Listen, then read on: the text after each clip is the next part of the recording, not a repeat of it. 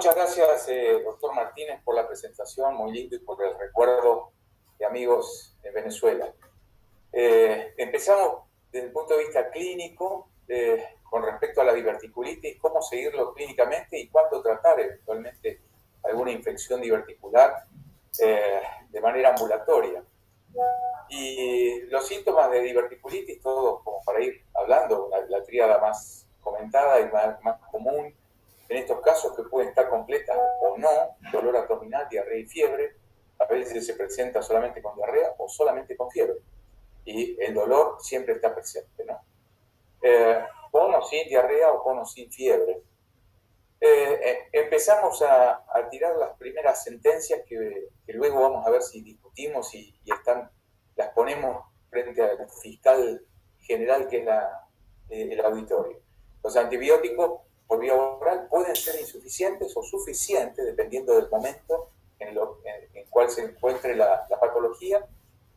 Generalmente el dolor puede ser intenso, y fiebre alta, como decíamos, o imposibilidad de beber líquidos. Si tenemos estas dos o tres situaciones, la hospitalización y los antibióticos intravenosos con el ayuno se impone, que también podría llegar a ser no un tratamiento ambulatorio, sino un tratamiento clínico, pero bajo techo sanatorial. Esto es un poco interesante, un artículo que salió en el Acta Gastroenterológica Latinoamericana de aquí de Argentina en el 2020, pero que es un artículo puesto por España, y donde está interesante porque se pone en evidencia y actualización puntualmente de este tema, por eso lo quise traer. En general, la clasificación clínica la conocemos, desde asintomática o sintomática no complicada y enfermedad complicada. Esto ya en el 2020 Sartelli, hace muy poco, lo empieza a hacer, a poner por lo menos en agenda, que la clínica es inespecífica, y es realmente muy inespecífica. A veces puede haber dolor y no ser una diverticulitis, simplemente un aumento del meteorismo, y como todos sabemos, el colon se puede, como decimos en Argentina, bancar o tolerar muchas cosas. Uno, como yo le digo a los pacientes, ¿no? Se lo puede cortar, se lo puede quemar, zapatear, pero no pongan aumento de la presión dentro de la luz intestinal, porque ahí sí se pone bravo. Con moderada distensión abdominal, en general aparece anorexia, flatulencia siempre, meteorismo, alteración del ritmo, puede estar esto vinculado a esta patología, y en general se alivia toda esta sintomatología cuando se produce defecación o eliminación de gases. No vamos a insistir sobre esto, seguro la audiencia, no quiero faltar al respeto, pero sí decir que en estadio 0, 1 y el 1A, quizá lo puse de otro color, a lo mejor la parte de los clínicos tenemos alguna chance para tratar a estos pacientes. En general, la diverticulitis no complicada sabemos que es alrededor del 70%, y que puede responder a un tratamiento médico conservador, como dice ahí, ¿no? Entonces, dietas líquidas, antibiótico-terapia de 7 a 10 días, puede tener una tasa de éxito importante. Esta es una guía que la haga la Asociación de Gastroenterología Americana, ya la ha puesto en su momento, y Tursi lo publica en el 2006. Con respecto a antibióticos, fibra y probióticos, vamos a ver cuáles son las herramientas que tenemos nosotros en mano, y esto se puede plantear de esta manera. Los antibióticos, como decíamos, se han considerado siempre el pilar del tratamiento, pero vamos a ver qué lugar tiene hoy día el tratamiento antibiótico, y si es siempre o casi siempre. Se especula que la inflamación crónica es por la alteración de la microflora o microbiota, y si estamos hablando del segundo cerebro, creo que la microflora debe ser la sustancia gris. Vamos a ver qué pasa en el futuro, si no es una nueva especialidad dentro de la medicina, de la clínica. En general se altera cuando hay una ingesta baja en fibra, y ahí se altera la flora intestinal o la microflora, y empiezan a haber alteraciones inmunológicas. También entonces aquí la utilización de los probióticos va a tener un lugar en el tratamiento médico, que es una buena herramienta. Hoy por hoy, como dice este artículo de Tursi del 2006, El 9% de los gastroenterólogos y el 10% de los cirujanos consideran necesaria la administración de antibióticos. Fíjense que bajito es esto, ¿no? Tanto clínico como quirúrgico. ¿Antibióticos sí o no? ¿Por qué decimos esto? Del 2010 ya las publicaciones empiezan a restringir la utilización desmedida de los antibióticos. La posición de la AGA, de la Asociación Americana de Gastro, recomienda que solamente sean empleados de manera precisa y dependiendo de la patología, y no de forma rutinaria. Y con respecto a esto, bueno, Stolman recomienda en un artículo de Gastroenterology del 2015 que el uso de antibióticos en los pacientes inmunocomprometidos sea preciso. En embarazadas, en renales crónicos, corticoterápicos o en colagenopatías. Y, por supuesto, en los pacientes sépticos. ¿Cuándo sí o sí antibióticos? ¿Y qué tipo de antibióticos? Bueno, la rifaximina, la verdad que es una herramienta que nos vino hace no mucho tiempo al arsenal de nuestro botiquín de urgencia. Por decirlo de alguna manera, en realidad la rifaximina tiene una acción en el SIBO, que es la presencia de sobrecrecimiento bacteriano intestinal y de intestino delgado. Se absorbe menos del 1%, esto es bueno, actúa solamente a nivel de la luz intestinal, y los mecanismos son generalmente antiinflamatorios, más que antiinfecciosos. Tiene, obviamente, los antibacterianos, pero sí son antiinflamatorios de manera directa o indirecta. Directa por una cascada a nivel de la translocación bacteriana, y ahora voy a mostrar el siguiente slide, pero de manera indirecta es justamente porque actúa haciendo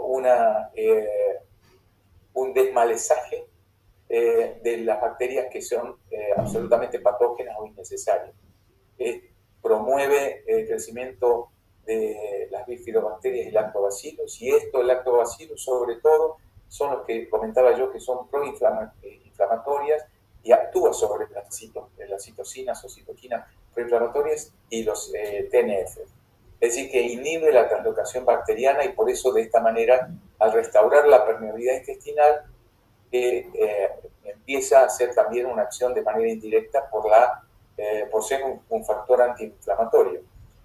Y por supuesto que sumando a la rifaximina las fibras, sean estas preferentemente solubles o hidrosolubles, a las insolubles, son más eficaces para reducir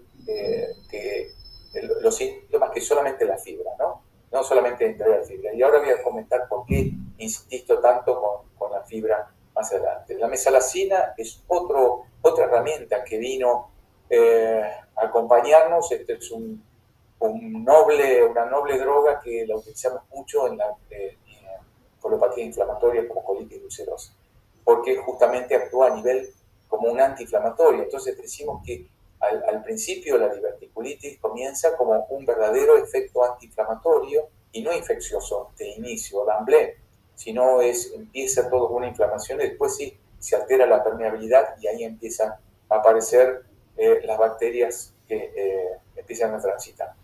Y la mesalazina provoca un alivio sintomático, eso es muy bueno tenerlo en cuenta, que sumado entonces a una dieta rica en fibra y quizá a dosis de rifaximinas bajas, puede ser una ayuda muy importante. Esto salió en una Clinical Infectious Disease del 2018, Rigadas lo trajo a colación.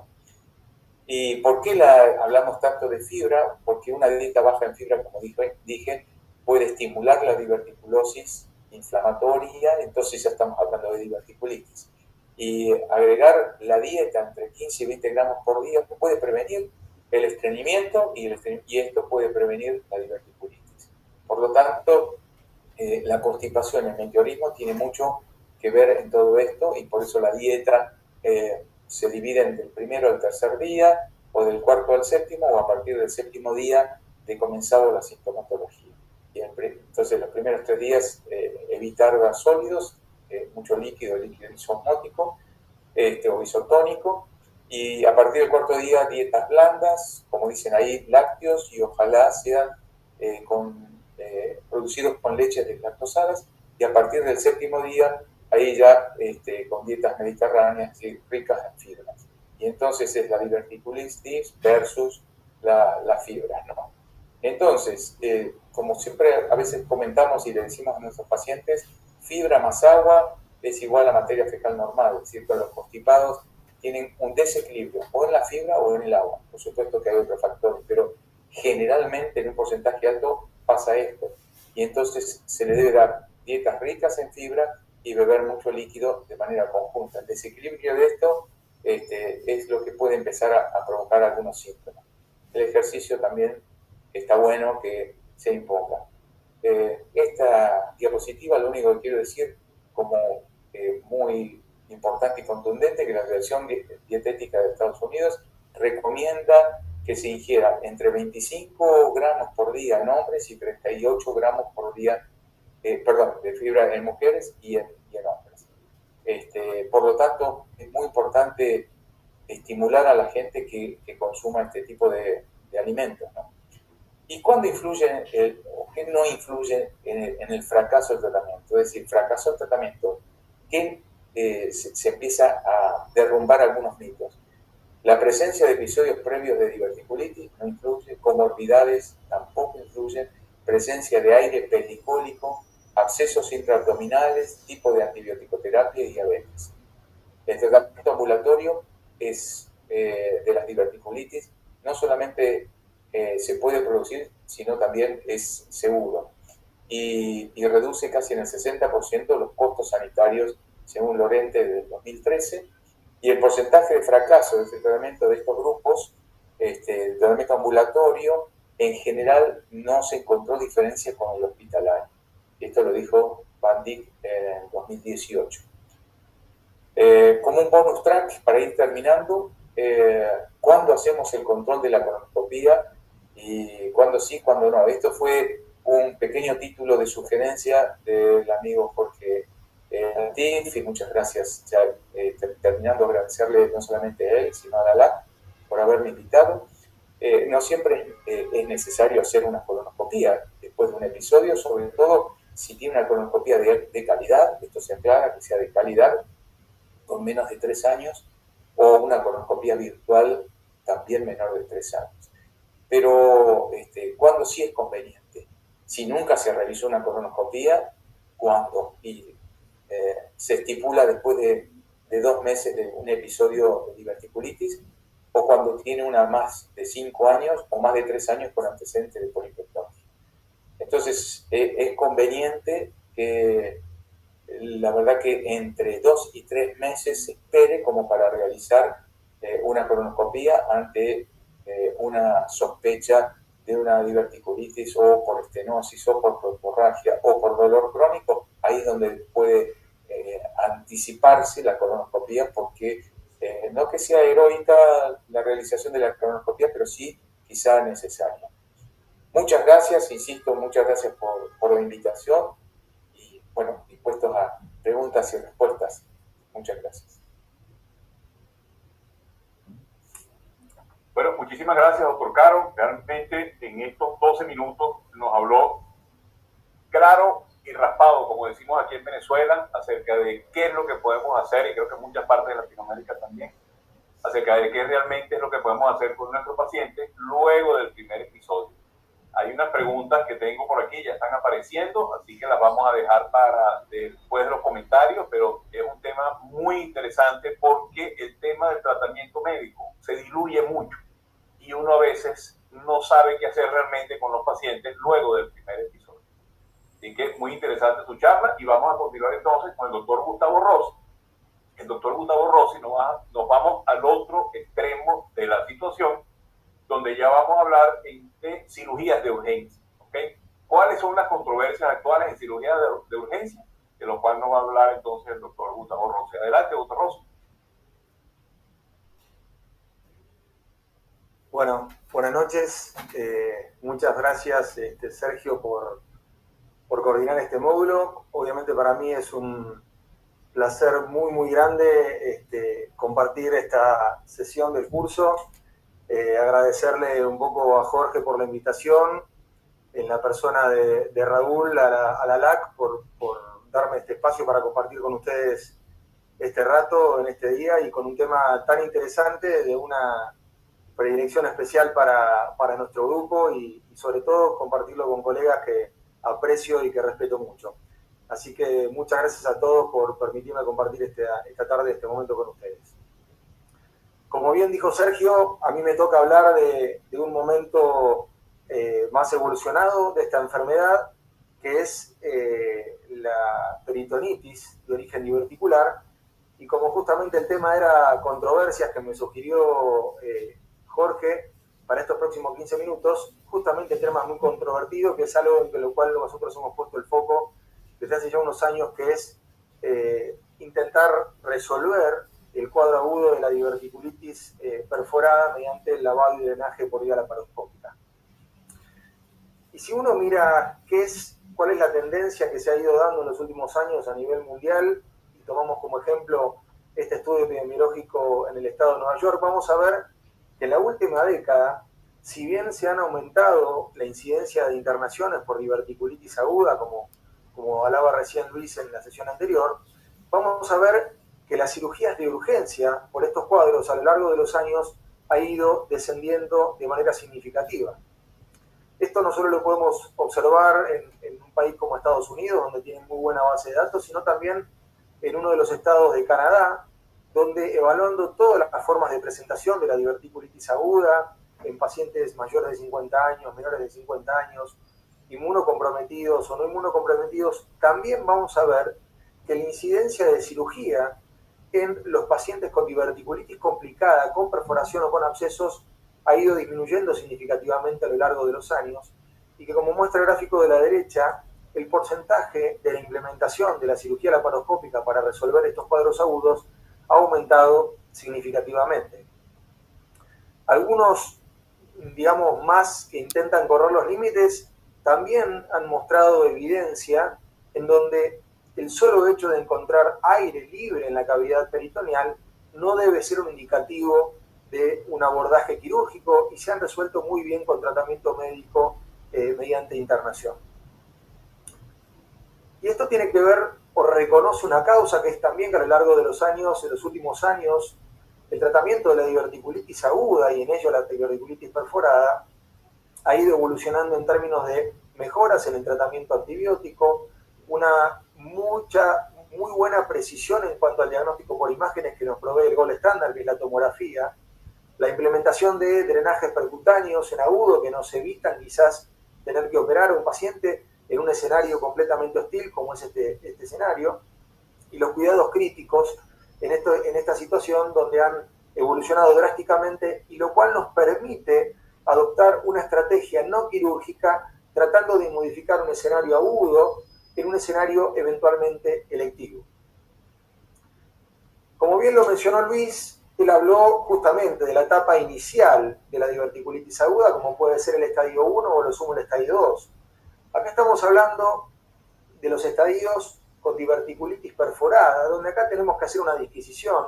La diverticulitis groseramente perforada, donde va a haber una peritonitis fecal, donde es otra población a la que nos referimos en este caso, donde ahí puede estar establecida la recesión primaria con anastomosis con o sin ostomía de derivación, o directamente la operación de Harman, o como el caso que yo me quiero referir, que es la diverticulitis Hinchey 3 con una peritonitis purulenta, en donde es la población más proteiforme, donde han sido descritos absolutamente todas las alternativas terapéuticas, desde un manejo no operatorio, desde el lavado y drenaje laparoscópico, resección primaria con anastomosis con o sin ostomía de derivación, o hasta incluso la operación de Harman.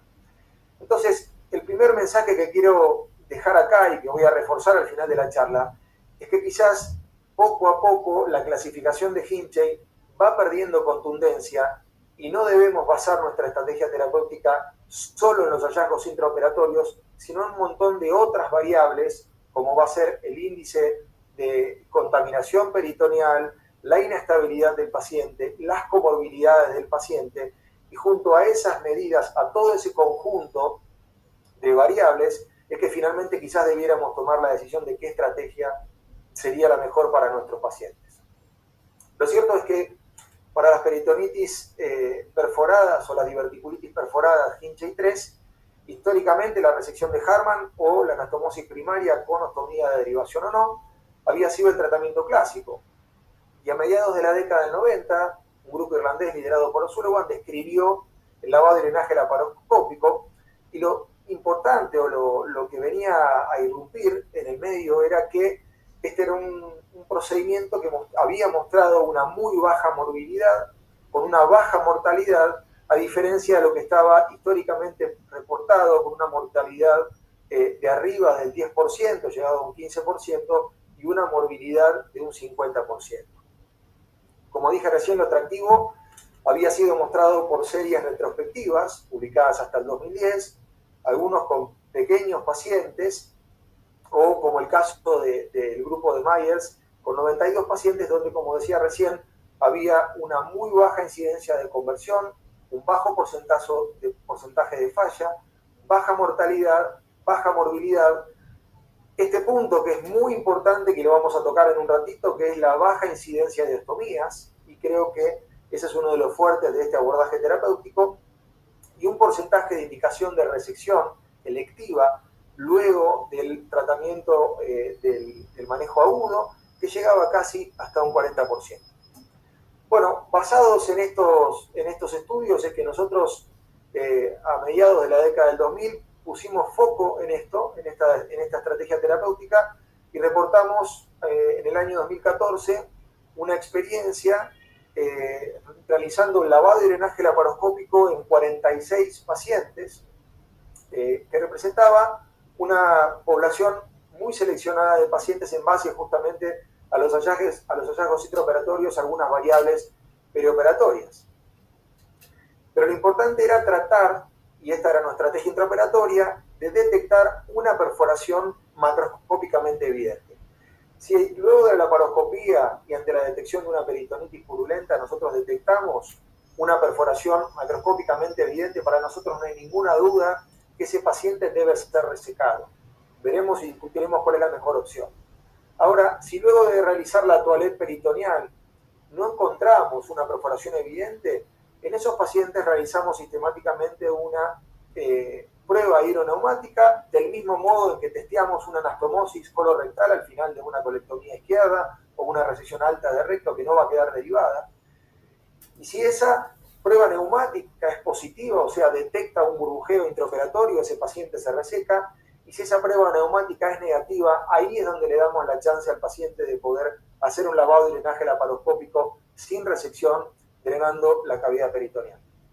Para ilustrar un poco estas estrategias, les presento la paciente más añosa de nuestra serie, que era una mujer de 95 años que había llegado a la guardia con 48 horas de dolor abdominal, fiebre, leucocitosis, hemodinámicamente estable, pero fíjense que el hallazgo de la tomografía mostraba un flemón diverticular en fosa ilíaca izquierda con algo de líquido libre intraperitoneal, y como muestra aquí, líquido libre perihepático con una burbuja de aire dentro del abdomen.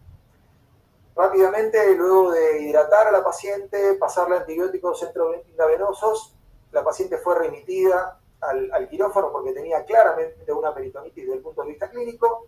Esa laparoscopía reveló una peritonitis purulenta de 4 cuadrantes con algo de fibrina dentro del abdomen, y lo que hicimos justamente fue, sin realizar demasiadas maniobras, fue levantar todo el proceso que estaba bloqueando en la pelvis el intestino delgado para llegar a la parte más profunda de la cavidad pelviana.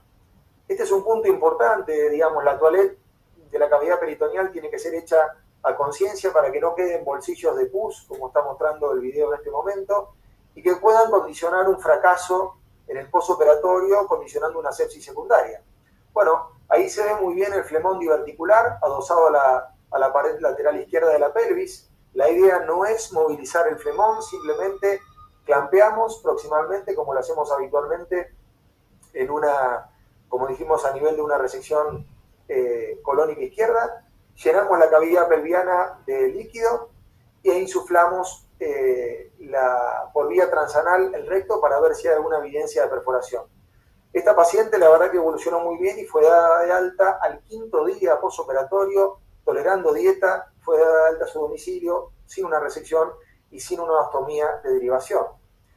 Diferente es este otro escenario. Este es un paciente de 45 años, también llegó a la guardia con leucocitosis, una tomografía que mostraba un proceso diverticular importante, rápidamente fue llevado al quirófano, donde aquí el hallazgo intraoperatorio ya era algo diferente, el contenido no era solamente purulento, sino parecía un poco más fecaloide, pero tratamos de, digamos, seguir un poco la propuesta nuestra y tratar de identificar si había alguna perforación que estuviese perpetuando este cuadro. Bueno, clampeamos, como dijimos, en forma proximal el colon, llenamos la cavidad pelviana de líquido, insuflamos por vía transanal. Hasta ese momento no encontrábamos ninguna perforación, hasta que en determinado momento encontramos claramente una perforación que quizás si no hubiésemos hecho esta prueba con algo de filina hubiese pasado desapercibido para nosotros, y a este paciente se le indicó una resección primaria con anastomosis primaria y una ostomía de derivación.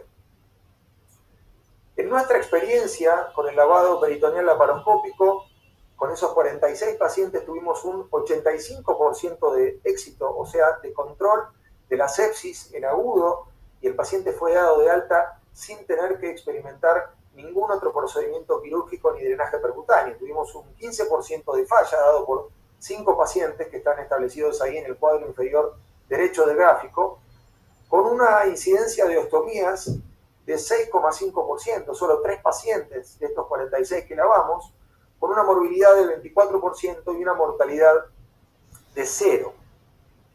Ahora bien, todos conocemos que posterior a esto, a la aparición de esta estrategia terapéutica, aparecieron 3 estudios multicéntricos, prospectivos y randomizados de altísimo impacto y todos publicados en revistas de altísimo nivel, 2 de los cuales fallaron en detectar beneficios del lavado y drenaje laparoscópico versus la resección, y sin embargo uno mostró beneficios del lavado frente a las conductas receptivas.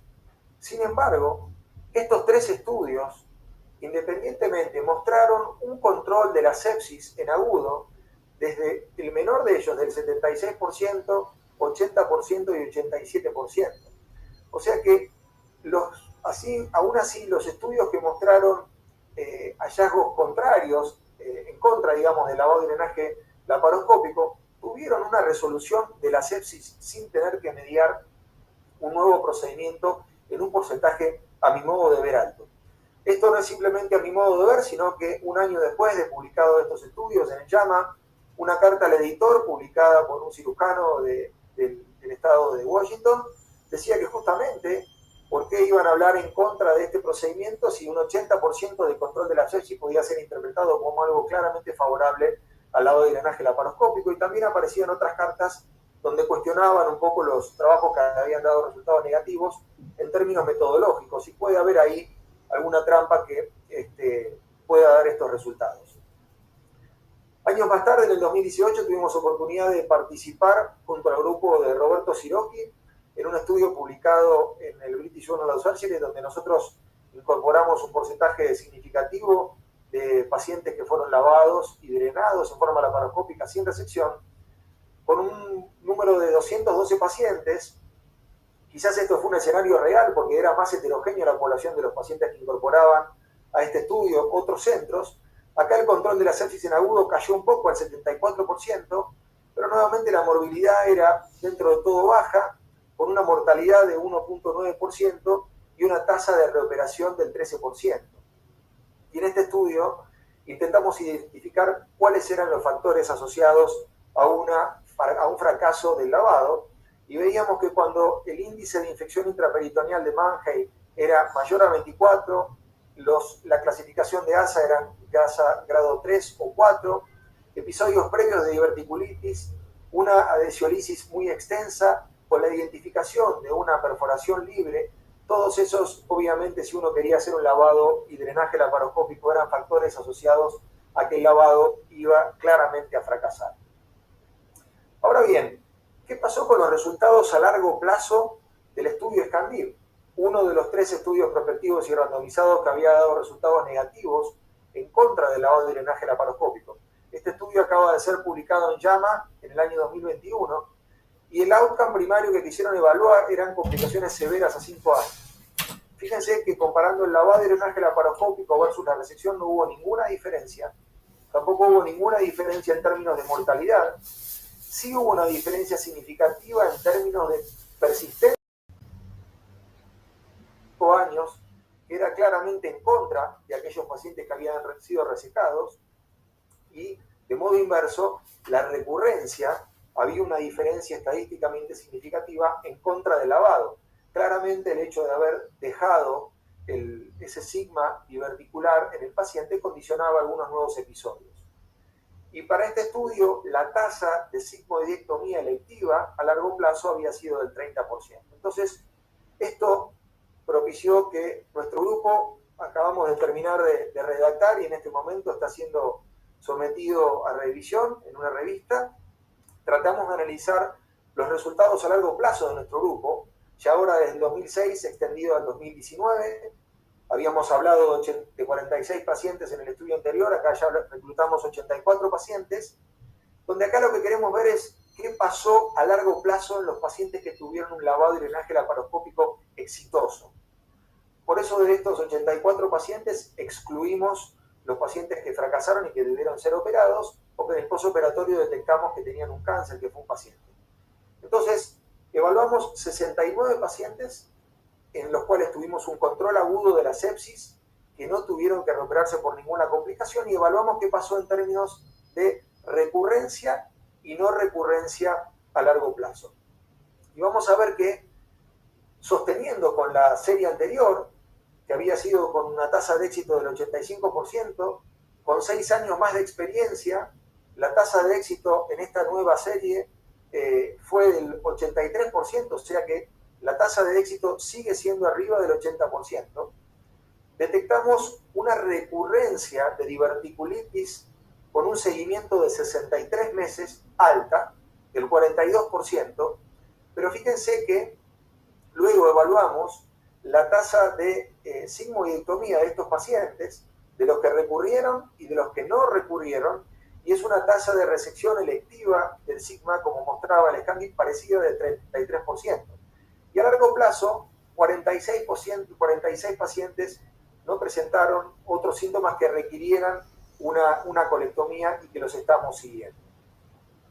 Ahora bien, dijimos que la tasa de recurrencia era alta, 42%. Sin embargo, cuando vemos la tasa actuarial en forma acumulada, vamos a ver que en el primer año es del 30%, pero sin embargo, luego de esa suba, en el primer año, luego se mantiene bastante estable a lo largo de los próximos 5 años. Y cuando queríamos identificar qué factores podían condicionar la recurrencia, hicimos un análisis uni multivariado, y los pacientes fumadores y los pacientes que tenían episodios previos, claramente había sido significativa la tasa de recurrencia, como muestran estas curvas actuariales, y una diferencia significativa en la recurrencia, como dijimos recién, en los pacientes que habían fumado o que tenían episodios previos. Con lo cual, para nosotros empieza a quedar claro que si luego de un lavado exitoso nosotros empezamos a seguir ese paciente, y ese paciente es un exfumador y había tenido episodios previos de diverticulitis, no hay ninguna duda que luego de la resolución del evento agudo ese paciente tiene que ir a una colectomía electiva, superado inmediatamente luego del evento agudo, donde va a ser una cirugía laparoscópica con anastomosis primaria y sin una ostomía de derivación. Claro que hay aspectos controversiales al lavado y drenaje laparoscópico, y es que algunos grupos no tienen bien estandarizado si tienen que movilizar el colon o no, si tienen que hacer mucha liberación de adherencias en el castrón diverticular, cómo es el manejo de la perforación en agudo, o si uno detecta una perforación claramente evidente, que como quise poner nuestra postura, para nosotros eso es indicación claramente de una resección, no estamos de acuerdo en cerrar el defecto ni cubrir un parche de tiplón.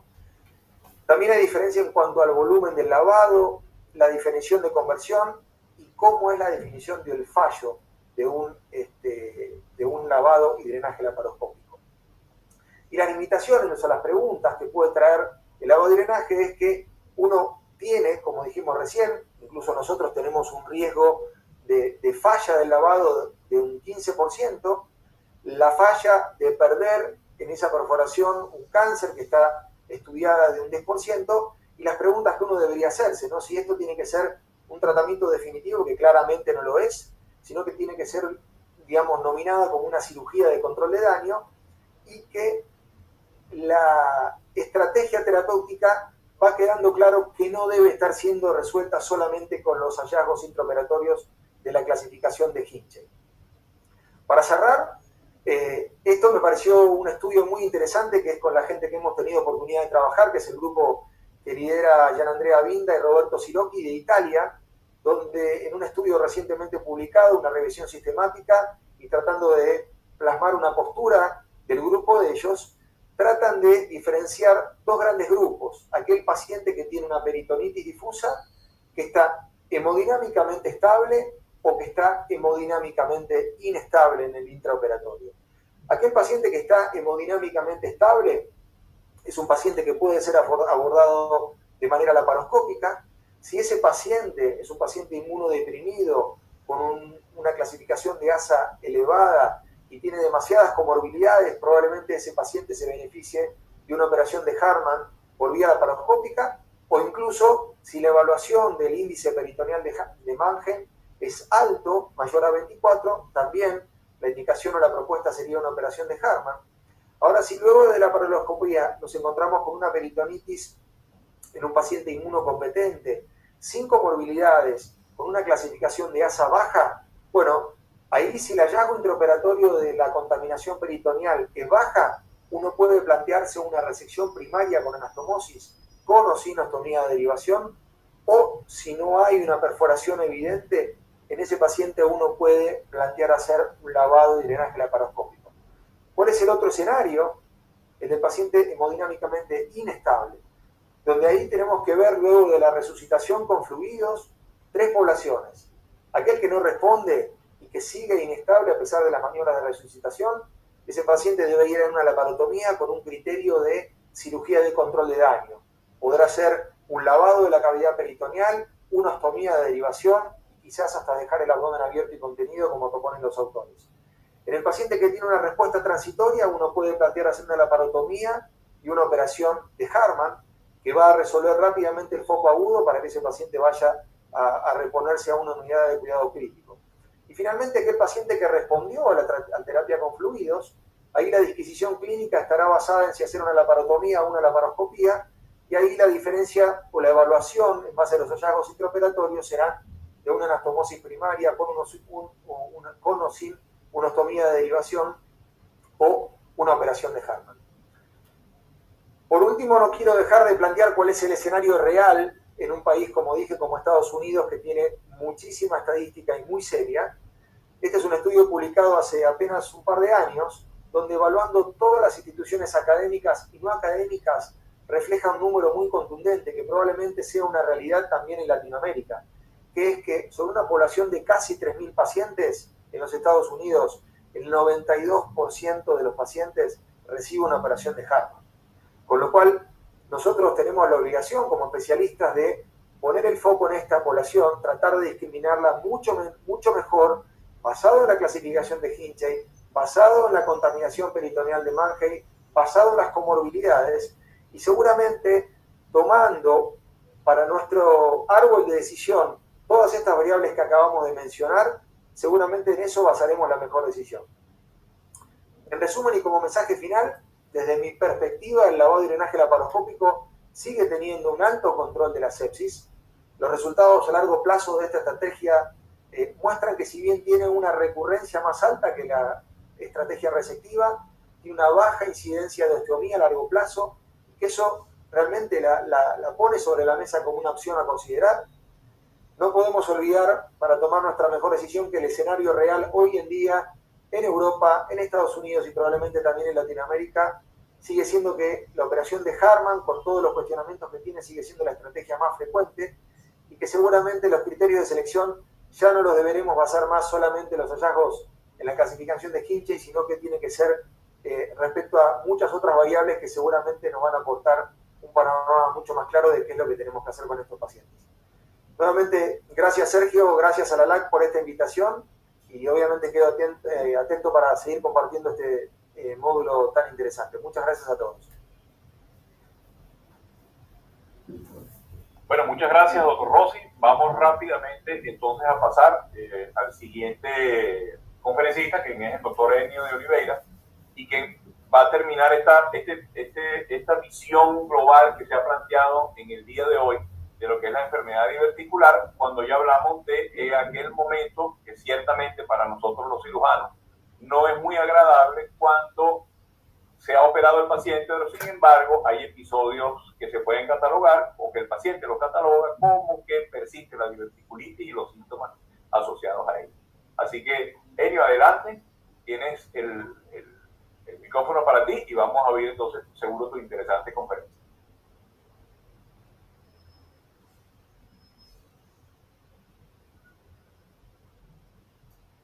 Sergio, ¿ves la pantalla? No, te vemos a ti ahorita. ¿Cómo? Comparte la pantalla. Sí, yo no tengo acá. Share screen abajo deberías tener. Aquí. Está aquí.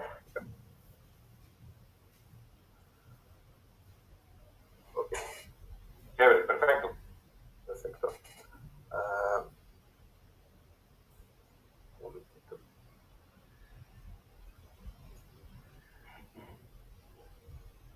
Gracias a Sergio y a la Junta Directiva por invitarme para participar con usted y ver tantos amigos. Yo no tengo ningún conflicto de interés. Y mi tema es la diverticulitis reservada, qué hacer cuando operar. Entonces yo voy a empezar con cuál es el papel de la cirugía.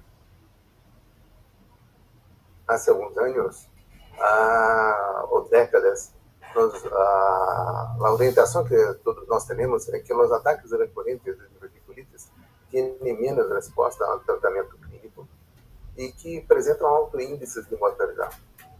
Por isso, a maioria dos médicos coincidiam que a resecção letiva estava indicada depois de 2 episódios de diverticulitis não complicada.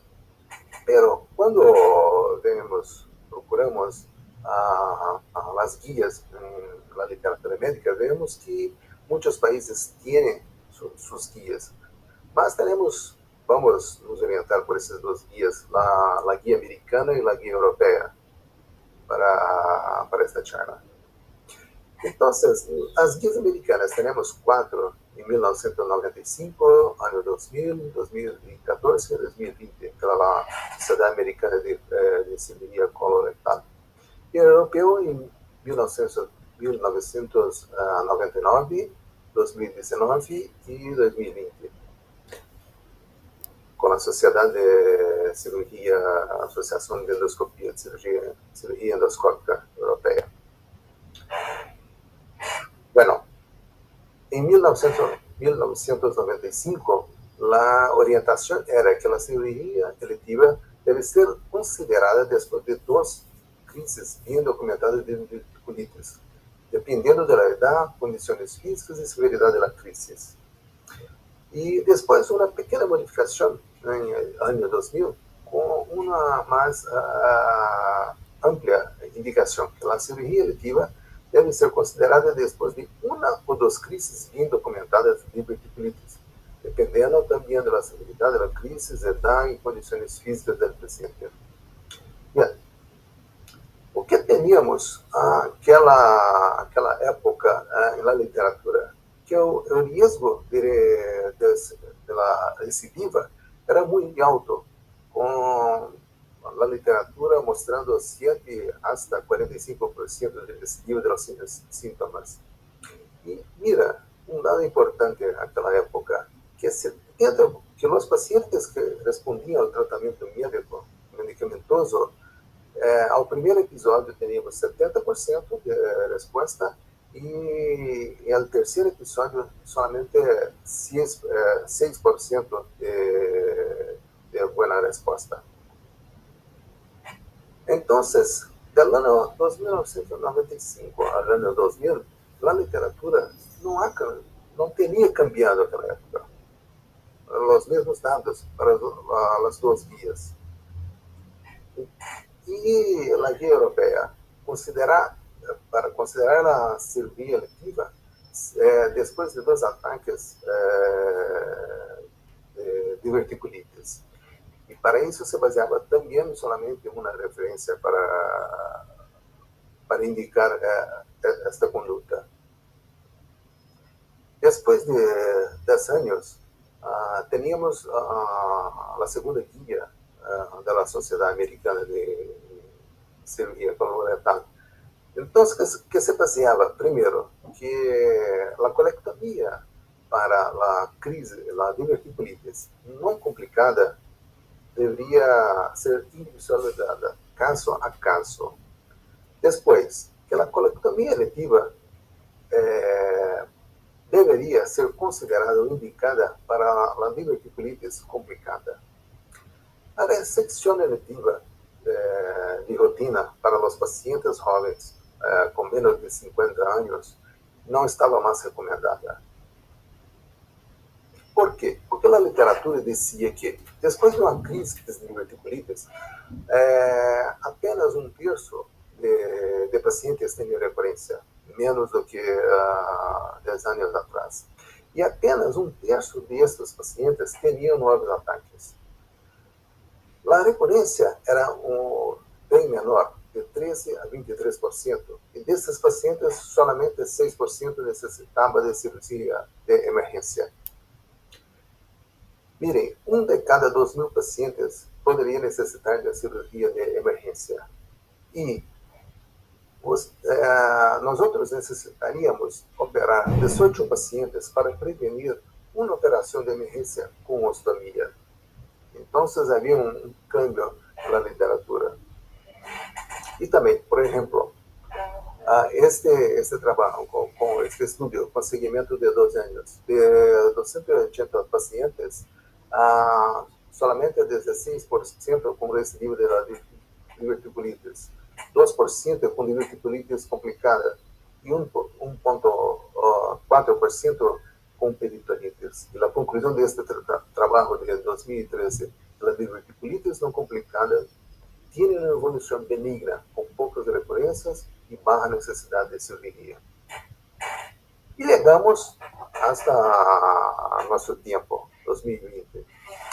E a recomendação da Sociedade Americana hoje é que, depois de uma diverticulitis com abscesso, a cirurgia deve ser considerada. Mas depois da cirurgia, depois de uma diverticulitis complicada, a cirurgia deve ser recomendada.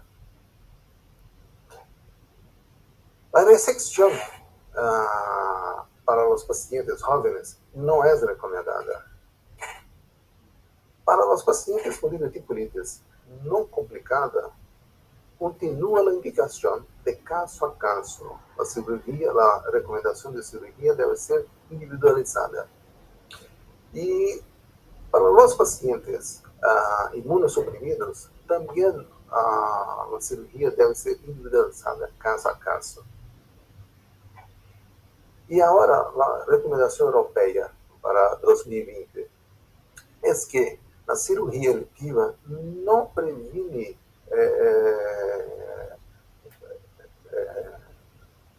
complicações e não está justificada até o presente momento. E não há evidência para a resecção, cirurgia em pacientes sintomáticos. O que a cirurgia eletiva traz de benefício é que melhora a qualidade de vida do paciente e a indicação deve ser individualizada caso a caso. É que nos pacientes com diverticulite complicada, nos casos de diverticulites complicadas, os princípios devem seguir os mesmos casos de diverticulites não complicadas. A resecção não está recomendada de rotina. A preferência tanto faz por la via laparoscópica ou por la via laparotômica. Se há possibilidade de fazer por laparoscopia, deve ser. E os pacientes jovens e imunocomprometidos devem seguir as mesmas orientações dos pacientes não complicados. Isto por quê? Porque o que ocorre com o paciente depois de uma crise de diverticulitis é que a maioria das complicações ocorrem no primeiro e segundo ano de seguimento. 90% das perfurações letais ocorrem durante o primeiro episódio. 60% dos pacientes necessitam de cirurgia de emergência no primeiro episódio. E esses dados são os mesmos. E a diverticulitis não complicada, no tratamento clínico e cirúrgico, os dois são eficazes. Mira esse trabalho de 2020. O que ocorre é que a recorrência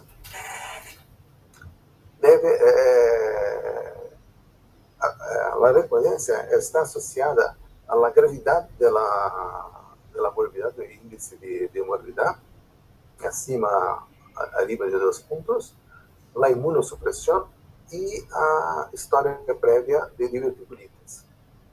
Nos pacientes que não têm recorrência restritiva dos sintomas, há uma diferença. A associação independente com a recidiva está com a barridade, o índice de complicação e a imunossupressão. Interessante a imunossupressão somente no primeiro ano. Acá vemos que depois este gráfico é interessante, porque depois do segundo ano de seguimento, há uma estabilidade do paciente e não há uma progressão muito grande das complicações, como Rossi ha mencionado. O que ocorre é que a taxa livre de recorrência se estabiliza depois de 4 anos, como vemos essa descida descendente. Acá se estabiliza acima de 96%. E as complicações ocorrem, a recidiva ocorre, 3/4 da recidiva ocorrem hasta 2 anos de seguimento dos pacientes. As conclusões desse trabalho é que os fatores condicionantes da sobrevivência livre de enfermidade diminuem com o tempo. E mientras muitos fatores estão associados com a recidiva, a probabilidade de recidiva diminui ao longo do tempo, com a convergência destes fatores. Este é um trabalho interessante porque é um trabalho que estuda o tempo livre de recidiva de los pacientes. E isto inclui os pacientes ingressados no hospital e os pacientes de ambulatório. São mais de 12.000 pacientes com idade de promédio de 56 anos, a maioria do sexo feminino, com 10% de imunossuprimido. E mira, temos no primeiro ano 32% de recidiva nos pacientes tratados com medicamento e apenas 6% nos pacientes tratados cirurgicamente. Pero, mira, aqui vemos a recidiva que cresce de 32% a 60% nos pacientes tratados com medicamentos e os tratados cirurgicamente temos de 6 hasta 15% com 5 anos de seguimento. Mira, pero por outro lado, temos a taxa de colostomia nesses pacientes, não há diferença em segmento de 5 anos, tanto nos pacientes com tratamento medicamentoso, como nos pacientes operados no primeiro ataque. E como hacemos, então, para conduzir isso, para tratar o paciente? Porque não há um exame, não há um consenso sobre como fazer com esse paciente, com os medicamentos. Nem todas as pessoas aceitam a mesalazina, o tratamento. A única coisa é que a fibra me parece um consenso na literatura. Nós outros estamos trabalhando com o grupo citado por Luiz, que é com o Dr. Antônio Turci, de Itália, e estamos trabalhando em um score de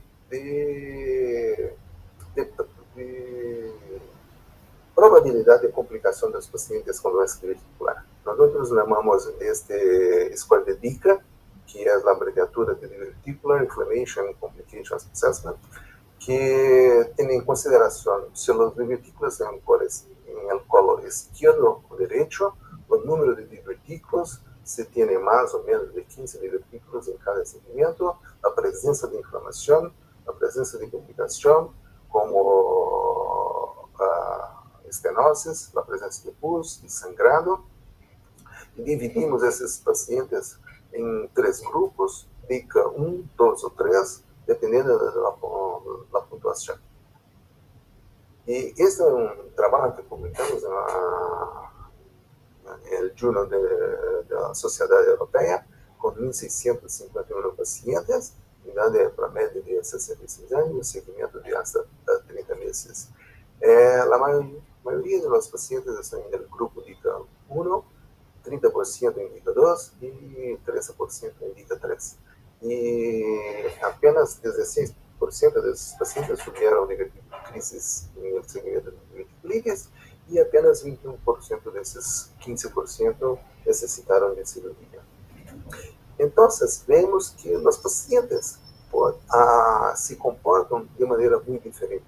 Hay una diferencia estadística de los pacientes del grupo 1 comparado con el grupo 2, comparado con el grupo 3 y el 2 con 3.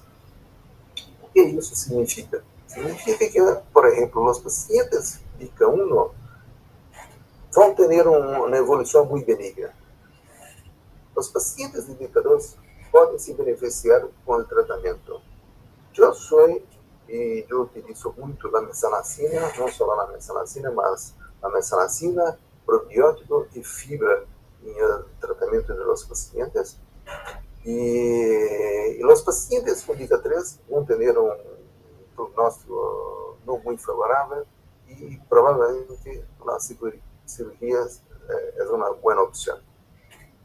Bom, como conclusiones, el tratamiento quirúrgico de las recidivas debe ser realizado caso a caso. La indicación de cirugía después de los ataques de diverticulitis no puede ser más aceptada como regla. Decisiones deben ser basadas en los riesgos de recidiva, morbidad quirúrgica, resistencia de los síntomas, complejidad de la enfermedad y riesgo quirúrgico.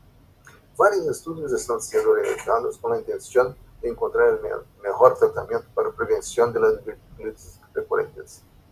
Esto finaliza mi presentación. Yo quería más una vez agradecer la invitación y felicitar la Junta Directiva por este evento muy exitoso. Gracias, Sergio. Muchísimas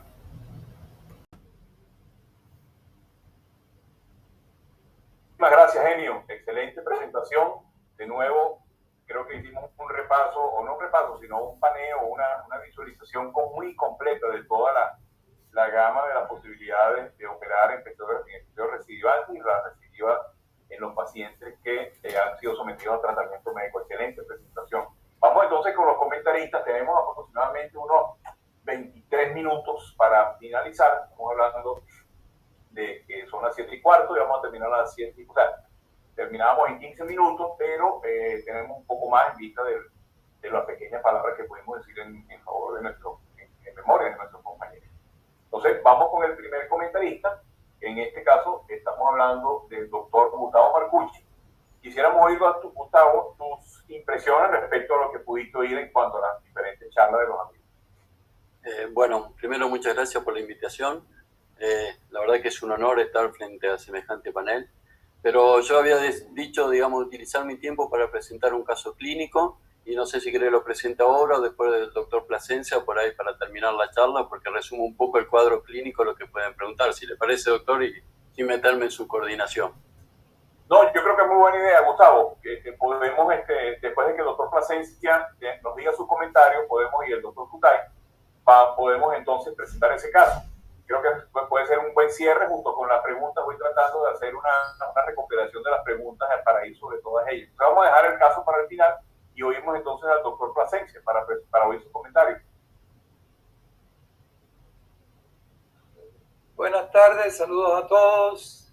Felicidades por el panel tan espectacular y por los ponentes, qué maravillosas presentaciones, realmente muy cerca todas de mi corazón. Quiero pedirle excusa de que si hago algún anglicismo, porque llevo aquí en Estados Unidos hace muchos años, pero bueno, yo soy cubano y hablo español muy bien. Realmente todos los ponentes expresaron todas las ideas que yo considero que son hoy día vigentes. El tratamiento, como dijo el doctor Caro, antibióticos, no antibióticos, depende del paciente. Realmente uno se puede tratar sin antibióticos, otro con antibióticos. El doctor Rossi, más cerca de mi corazón todavía, porque el lavado peritoneal lo empezamos nosotros en el año 91 y lo publicamos en el 96 con el doctor Murray Franklin, que es paz descanse, un gran amigo que acaba de morir hace poco, este año pasado. Y realmente el lavado peritoneal, yo creo que, como dije una vez yo en una conferencia, si te pasa esto, ¿qué quieres que te haga? ¿Un lavado peritoneal o otra cosa? Y para mí me hace un lavado peritoneal, yo voy y te busco, Gustavo, para que te hagas eso realmente, ¿no? Y la gran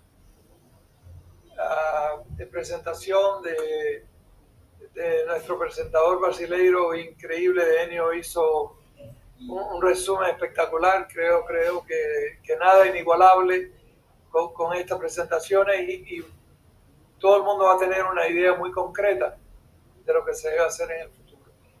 Y yo estoy muy de acuerdo con todo lo que se ha presentado y lo apoyo 100%. Es un honor para mí estar aquí con ustedes y realmente muchas gracias.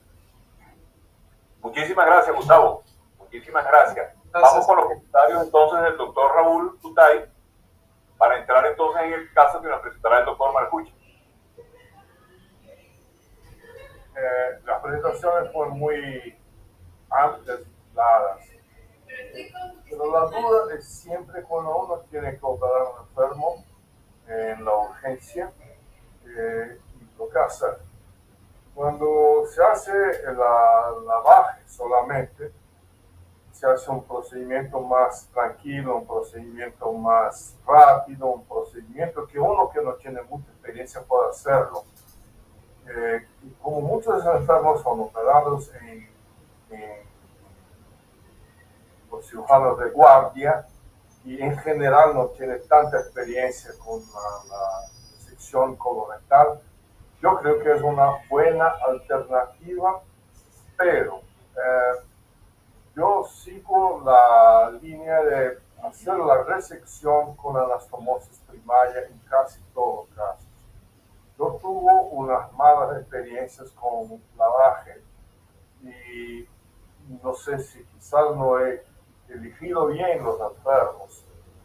Esta maniobra que presentó Gustavo Rossi y evaluar si hay una perforación durante la cirugía es muy interesante, es algo que uno tiene que tomar en cuenta cuando se propone hacer el lavaje. A mí no me gusta la cirugía de Hart.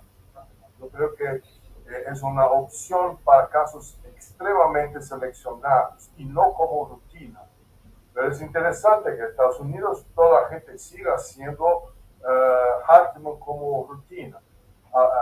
Pero en los últimos 10 años ha aumentado el número de cirujanos que hacen la resección con anastomosis, pero casi siempre con una ileostomía de protección.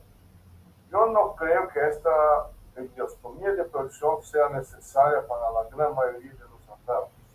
Entonces, si el enfermo tiene, lo que hago es, si el enfermo tiene un estado de desnutrición importante, tiene instabilidad hemodinámica, tiene un cuadro séptico muy importante, ahí no considero hacer la resección con anastomosis. Y sí prefiero hacer la damage control con el lavaje. Es lo que hago como rutina. Gracias por la oportunidad. Felicito a todos por las presentaciones. Muchísimas gracias, doctor Tutay. Bueno, vamos a avanzar entonces con el caso que va a presentar el doctor Marcucci. Doctor Marcucci, ¿usted va a presentar el caso completo o prefiere que vayamos interviniendo a medida que va presentando el caso y yo poder tratar de plantear algunas preguntas que se han hecho? ¿Qué opina? Le dejo esa... Sí. Está presentado para justamente aprovechar este excelente panel para ver las opiniones. A ver si... Voy a compartir la pantalla. ¿Ahí se ve? Sí, perfecto, Gustavo. Para que no le puedo dar. Para que empiece la pantalla. Ahí está. Bueno, primero agradecerles porque la verdad que es un placer. Pero bueno, para no perder tiempo. Este es un caso, digamos, que se presentó y como todo caso, digamos, era un paciente, lo que llama la atención, 18 años, que ingresa en cuadro de dolor abdominal, bastante típico, 72 horas de evolución, que está localizado en el hipogastrio, fosa ilíaca derecha, que estaba asociado a náusea y registro subfebril. Antecedente, un paciente con un sobrepeso importante. El examen físico, un abdomen blando, depresible, con un doloroso en hipogastrio y fosa ilíaca derecha, con defensa positiva. 21.000 blancos como antecedentes y una ecografía abdominal que claramente decía una intestinal engrosada de fosa ilíaca derecha, peristáltica, con alteración de la grasa periférica, escaso líquido en fondo de saco de ductos. Conducta a seguir, nosotros, digamos, como siempre, el paciente ingresa a última hora de la tarde, 18 años, un dolor, parecía, como decimos, cara de león, pinta de león, debe ser un león. Por lo tanto, en este caso, que somos de hacer mucha tomografía, consideramos que no hacía falta, sobre todo creo que por el horario que era última hora como para entrar. Y lo ingresamos a cirugía directamente. Este es el caso que yo le voy a presentar. Entonces empezamos la laparoscopía. Gustavo, ¿te puedo hacer una pregunta? Sí. Y Sergio me permite, ¿no? ¿Puedo, Sergio? Por supuesto. Por lo que contás, Gustavo, es como que todo apuntaba a que quizás se encontraran con una apendicitis, porque el dolor era en fosa ilíaca derecha. ¿Todo apuntaba para ese lado o sospecharon igualmente algo diverticular? No, por eso, Gustavo, nada, o sea, y ahí lo vea el apéndice, porque la ecografía, que la vea el apéndice, veía el asa aperistáltica en la zona, o sea, 18 años, un dolor, 21.000 blancos, llevaba 72 horas de evolución, la verdad que solamente pensamos en una apendicitis, por eso obviamos la tomografía, que la hacemos muchas veces hasta retina, por eso lo entramos directamente. Entonces entramos, voy a tratar de avanzar. Sí. Doctor Marcucci, antes que siga, hay una pregunta, voy a tratar de insertar preguntas para que sea un poco más dinámico y podamos aprovechar el tiempo. Me voy a permitir y me van a perdonar también expresar un poco mi opinión con el fin de poder agilizar la conversación.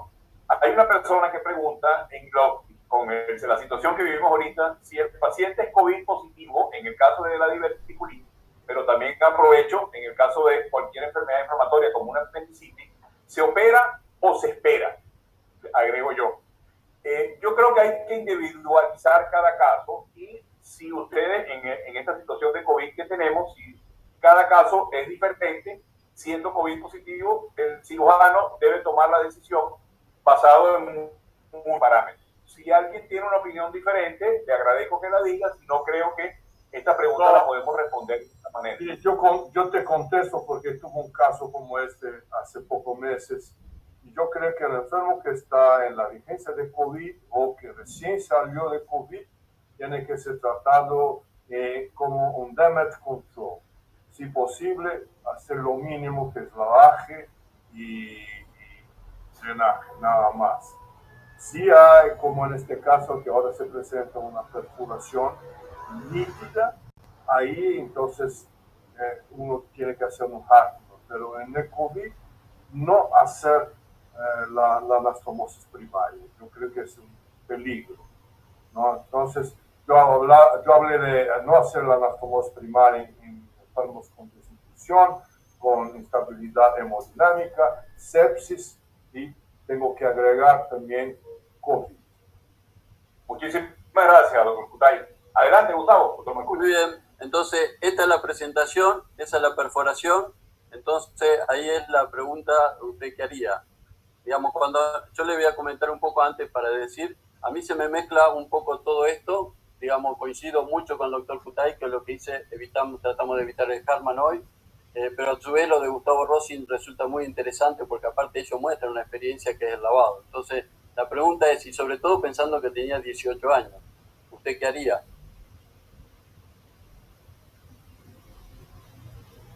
Bueno, Se oyen los comentarios. sí. ¿Se puede hacer un comentario, Sergio? Claro, por supuesto. No, yo creo que ante los hallazgos de esta laparoscopía, Gustavo, digamos, uno constatando que uno se sorprende que al final no es una apendicitis, que nos ha pasado a todos, a veces un sigma muy reclinado a la derecha puede simular un cuadro típico de una apendicitis aguda, y después cuando uno entra se encuentra con un flemón diverticular más volcado a la derecha, pero me parece que en este caso, haciendo la salvedad, que no era un paciente COVID positivo, que, digamos, pareciera haber una poca contaminación intraperitoneal, por lo que veo, si era un paciente que parecía una apendicitis, era un paciente que fue a quirófano en forma estable, y detectando intraoperatoriamente una perforación, yo creo que este es un paciente al cual uno le podría plantear hacer una resección con una anastomosis primaria, y hasta quizás no fuese necesario una ostomía de derivación en un paciente de estas características, un paciente joven, más allá de la obesidad, pero no sé si hay otros factores de riesgo. Me parece que esa podría, si hubiese un cirujano entrenado, me refiero, ¿no? Un cirujano colorectal que esté a cargo del caso, probablemente creo que la opción de una colectomía con una anastomosis primaria sin protección podría ser una opción válida. Doctor Rossi, aprovecho porque para intentar una pregunta, hay varias personas que hablaron acerca de la técnica en cuanto al lavado. Por ejemplo, el doctor Lisandro Rodríguez preguntaba si se debe o no buscar la perforación. Pudiera ahondar un poquito en 30 segundos. ¿Busca o no busca la perforación en un caso hipotético? No en este, que ya la vimos. Decididamente sí. En nuestras manos el recurso más objetivo que intentamos como estrategia intraoperatoria es lo que mostré, que es la prueba neumática intraoperatoria, y que ese es el modo que tratamos de poner de manifiesto a una perforación encubierta. Tomo dos palabras de lo que había dicho Raúl respecto a que es cierto que la mayoría de estos casos a veces son abordados por cirujanos que no son cirujanos colorectales. En nuestra serie siempre hemos tratado los cirujanos colorectales de estar encima de estos casos, aunque a veces son horarios de madrugada y demás, pero aunque sea telefónicamente como para compartir la decisión, o en muchos hemos estado involucrados los cirujanos colorectales de nuestra sección, porque lo que quiero enfatizar, y con esto termino, es que uno cree que quizás el lavado es un procedimiento de menor envergadura, y para hacer un lavado a conciencia, con un escenario con todo el intestino delgado dilatado, pudiendo hacer una prueba neumática de óptima calidad, también se requiere experiencia. Entonces, quizás si no se tienen en cuenta estas variables, probablemente el lavado fracase. Así que esto es un punto a tener en cuenta también. Viviana de Hidalgo, doctor Rossi, pregunta desde Bogotá: ¿drenes o no después del lavado? Hola Viviana, gracias por tu pregunta. Decididamente sí.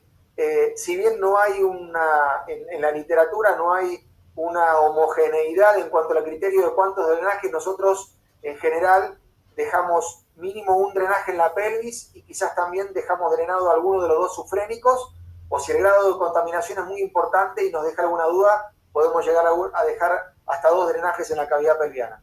Perfecto. Drenes activos, ¿no? Por supuesto. ¿Puedo hacer algún comentario, por favor? Claro, Gustavo, adelante. Permítame, gracias y por tu moderación, que es excelente y fantástica. Realmente en ese caso yo lo que haría es un lavado peritoneal. Realmente en lo que se refiere a drenaje, no tengo ninguna preferencia de dejar ningún drenaje en absoluto. Lavo muy bien la cavidad peritoneal. También hago la prueba neumática porque tenemos la facilidad de tener un colonoscopio flexible dentro de la sala de operaciones. Lo usamos diariamente, y en ocasiones También cuando la prueba neumática ha sido positiva, hemos cosido el hueco, le hemos puesto un parche como si fuera un grand patch que usamos mucho en cirugía gástrica cuando hacíamos emergencia gástrica y perforaciones del estómago.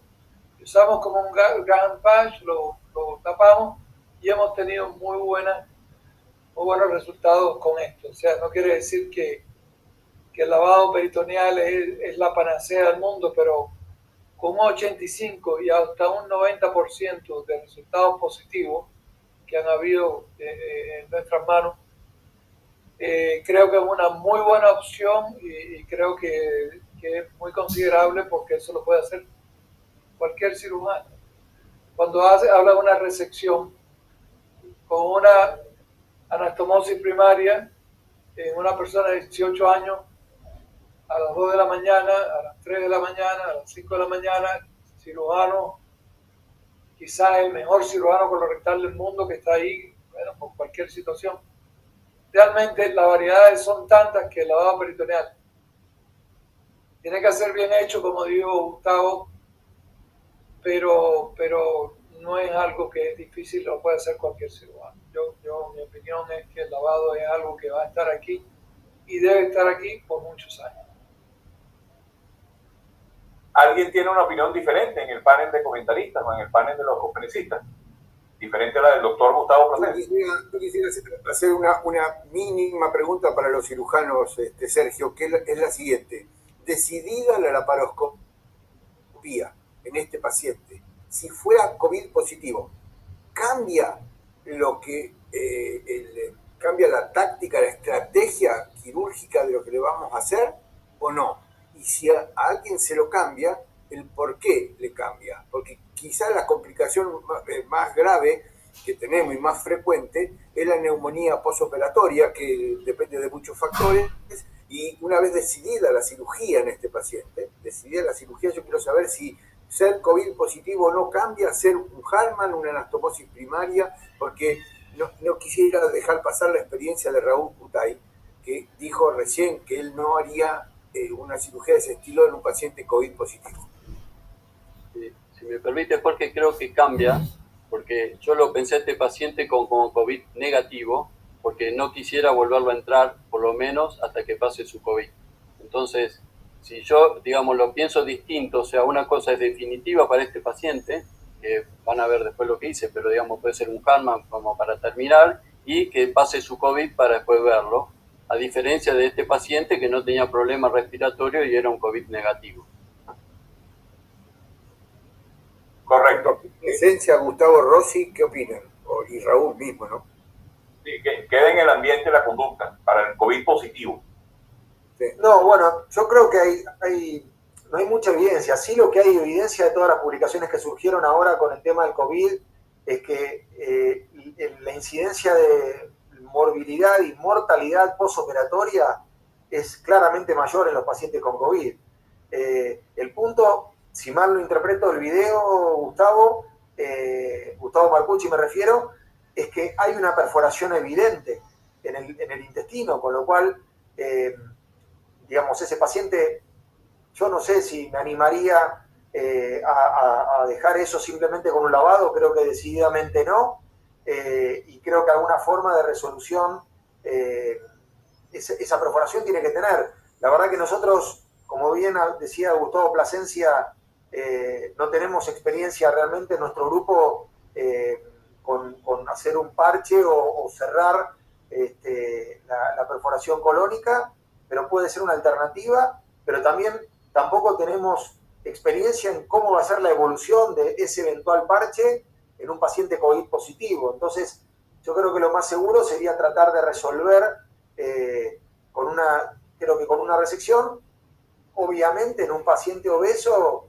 de manera laparoscópica, ya sea un Hartmann o una anastomosis primaria, va a ser un procedimiento realmente complejo, y si no se puede, porque no está la experiencia en el quirófano para resolverlo en forma laparoscópica, bueno, quizás la conversión sea una alternativa. No sé cómo habrá sido la evolución del caso. Seguimos, doctor Marcucci. Seguimos, exactamente, lo voy a seguir. Esto fue lo que pasó. digamos. Lo que hice, me vino bien lo del doctor Presencia, que me aceptó y que fue, lo lavamos y utilizamos el Surgicel para hacer una sutura primaria. Pensando un poco, ya no tenemos tampoco mucha experiencia, esto la verdad que lo hicimos por estos 18 años, pensando en ese VAC que se utiliza hoy en una fístula y demás, y que creíamos que podía ser positivo. Lo que utilizamos es, poniéndole un tapón, utilizamos un Vilo, lógicamente que era medio dificultoso por el proceso inflamatorio que tenía, y también a favor pensando la poca peritonitis generalizada que tenía, con lo cual si se había bloqueado o estaba bien, por ahí podía volverlo a soportar de esa misma manera. Esto es lo que hicimos, lo voy a pasar y ya le voy a terminar el caso para que vean. Pensando que esto podía funcionar, esto fue lo que hicimos. Dejamos el drenaje y ¿qué nos pasó? Al tercer día venía, la verdad, de las primeras 48 horas pensamos que lo habíamos hecho magnífico y al tercer día empezó con registros febriles y una panza que no nos gustaba mucho y cambió el drenaje que empezó a venir fecaloide, por lo cual lo volvimos a ingresar y en este caso vimos cómo se había desarmado todo eso que le habíamos hecho, con lo cual no había ningún proceso de cicatrización. Este era el drenaje que estaba colocado, un solo drenaje colocado. Este era lo que tenía, plastronado pero con materia fecal y un cuadro.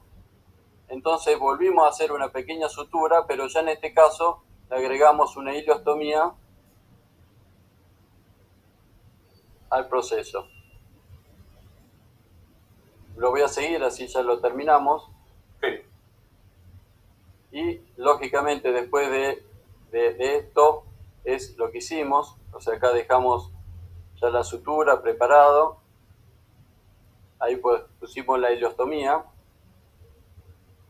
este era el paciente, y después esto es ya la resección, digamos que bueno, bajamos el ángulo, miramos abajo, no lo quiero extender más, hicimos la resección con anastomosis, dejando la ileostomía que teníamos, lógicamente quedó un poquito más dificultosa la cirugía.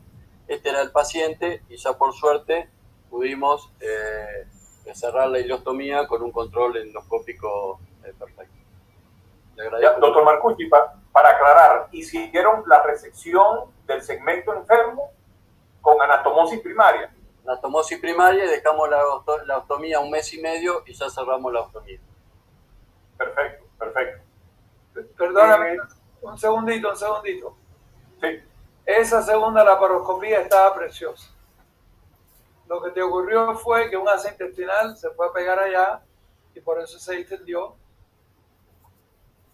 Alarma, claro, un poquito de liqueo, de fecaloide y demás, y todo el liqueo, pero realmente no estoy seguro que yo hubiera hecho una segunda laparoscopía en ese momento si el paciente con un poco de fiebre, un poco de distensión abdominal, febrícula, el contenido de los glóbulos blancos elevado, porque cuando te digo que entraste con la laparoscopía, estaba ese abdomen limpio y precioso, ¿no? O sea, yo sé que tuviste que atacar y desmontar todo porque ya ibas con una decisión a resolver este problema porque lo otro no funcionó, pero realmente yo creo que funcionó y yo hubiera sido un poquito paciente con esta persona y hubiera quizás tratado conservadoramente a ver si la obstrucción quote-unquote o ilio por la pegada del intestino ahí se hubiera resuelto y quizás drenaje, se hubiera hecho una fistulita quizás para operar después, pero no realmente quizás ir de nuevo. Uno se pone nervioso, obviamente, Gustavo, que fíjate, uno se pone nervioso, pero realmente la prueba más linda de que ahí no había nada de quizás de reoperar inmediatamente es lo bonito que lucía ese abdomen cuando volviste a entrar de nuevo. Simplemente un comentario, nada que... Bueno, definitivamente es un caso muy individual, ¿no? O sea, un caso muy específico, este que estamos viendo, ¿no? No sé si alguien tiene alguna opinión diferente en cuanto al procedimiento que realizaron en el equipo del doctor Marcucci. Creo que no hay... Ajá. Entonces, estamos intentando siempre terminar en el horario, ¿no? Sí, eso es correcto. la sesión está muy buena, muy agradable, pero si no nos ponemos de acuerdo todo el jueves terminado a las 8:30, no van a tener un modelo bien implantado. Eso es correcto. Ya estamos llegando. Qué linda noche, qué linda noche. Ya, eso es correcto, doctor Cutay. Ya estamos llegando al límite. Realmente el caso que nos presentó el doctor Marcucci, yo creo que me voy a atrever y me permiten, como les digo, la venia de tratar de resumir en estos minutos que vienen lo que hemos visto esta noche. Por un lado vimos 3 conferencias que nos mostraron aspectos importantísimos del tratamiento y el manejo de la enfermedad diverticular. Conferencias que se basaron en la experiencia de las personas, conferencias que se basaron en los lineamientos internacionales. Y muy acertadamente el doctor Marcucci nos presentó al final un caso que perfectamente nos permitió oír la opinión de cada uno de nosotros e individualizar el manejo de este paciente. Yo creo que la sesión que tuvimos hoy abarcó desde lo aceptado hasta lo individualizado, basado en la experiencia de cada uno de nosotros, y yo creo que se ha hecho un muy buen trabajo con esta sesión. No sé, doctor Latif, si quiere terminar entonces la sesión, cerrando la lista, ya hemos llegado al límite. Vamos a terminar bien en tiempo con los 10 minutitos que te di, son 41 ahora. Con los 10 minutos de descuento. Que nos tomamos para recordar a los amigos, y solamente quiero decir acá que cuando comentamos esto con el grupo de esto que ibas a hacer, el doctor Jorge Medina de Paraguay nos dijo que más que científicos, coloproctólogos y cirujanos somos seres humanos, y a veces nos olvidamos, y a veces a los seres humanos tenemos que hacer un poquito de todo esto, que es lo más importante y es lo que más queda. Yo, en nombre personal y de Alejandro Moreira Greco y del resto del grupo que coordinamos esta actividad, solo me queda agradecerles muchísimo. Los coordinadores no son elegidos al azar y buscamos siempre excelencia en eso, y te has comportado de una manera extraordinaria. Los panelistas, el doctor Plasencia, el doctor Cutay, el doctor Marcucci del interior de nuestro país, de una provincia del interior, Gustavo Rossi, Enio, no podemos decir nada, y Luis Caro, un gastroenterólogo que hoy nos dejó las cosas tan claras como si lo hubiera dicho un cirujano. Así que muchas gracias a todos. Tuvimos más de 250 participantes durante toda la charla, y eso también es muy importante para nuestra integración y para nuestro trabajo con la gente más joven. Muchísimas gracias a todos. Créanme que estoy muy, muy agradecido a todos. Gracias y buenas noches, y que estén todos bien.